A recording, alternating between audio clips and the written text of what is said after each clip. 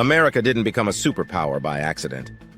It happened before World War II, and it started with one man who believed power should be used, not avoided.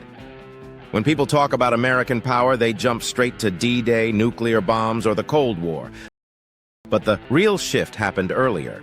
Long before America ruled the skies, Theodore Roosevelt taught it how to rule the map. This is the story of how a country that once feared empires learned how to act like one, and why that choice still shapes the world today. By the late 1800s, the American frontier was gone.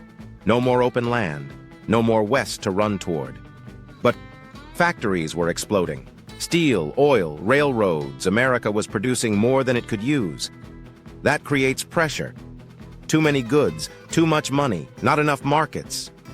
While Europe carved up Africa and Asia, the US faced a choice: stay small and fall behind, or step outward and compete. Roosevelt chose outward. Roosevelt believed in the strenuous life, not just for people, but for nations. In his mind, strong countries act, weak ones hesitate. As Assistant Secretary of the Navy, Roosevelt rebuilt the fleet. Bigger ships, better steel, trained officers. He treated military power like a business investment. Spend now, dominate later.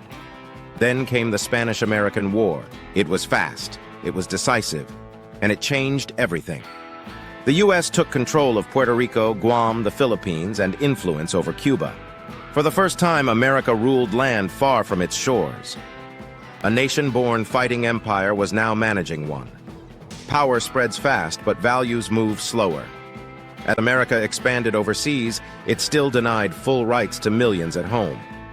Black Americans lived under segregation, violence, and blocked voting rights.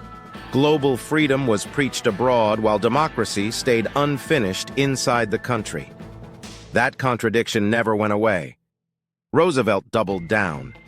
In the Caribbean, he declared the U.S. had the right to step in when chaos invited Europe.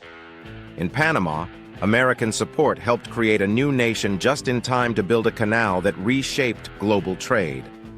The Panama Canal didn't just save time, it turned oceans into tools.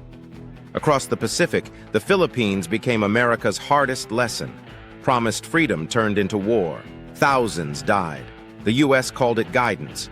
Critics called it betrayal. At the same time, Roosevelt pushed the open-door policy in China. No colonies, just access. Trade without borders. Then came the Great White Fleet. 16 battleships sailing around the world, no shots fired, just a message. America was watching. Roosevelt believed in peace, but only backed by force. When Russia and Japan went to war, he stepped in as a mediator and won the Nobel Peace Prize. But that peace worked because American power stood behind it. Strength first, talk second. That formula became the blueprint for the next century. By 1909, the pieces were set. A modern navy, a global trade path, overseas footholds, a powerful presidency.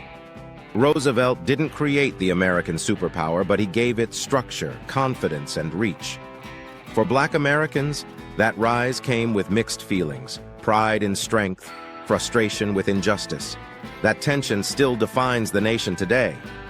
Power abroad, justice at home. The balance remains unfinished.